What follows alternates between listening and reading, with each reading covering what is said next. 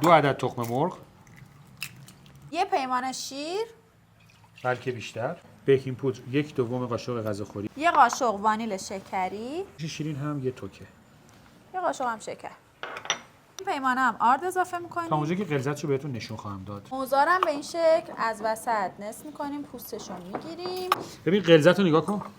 به این غلظت رسید آماده است. داخل سیخ میره که این مایه رو بهش بزنیم. بله باشه. اشکال نداره. آروم هل بدید بره تو. بعد که خوب به مایه آغشتش کردیم میره داخل روغن تا این آیتمای جذابمون کاملا سرخ بشه. حتما شعله باید کم بشه تا کاملا طلایی رنگ و مغز پخت بشه. آخر سرم که روش یه مقدار اگه دوست داشتید پودر دارچین و پودر قند یا حالا مثل مایه پودر قند نبود شکر بهش اضافه کنید. جاتون خالی.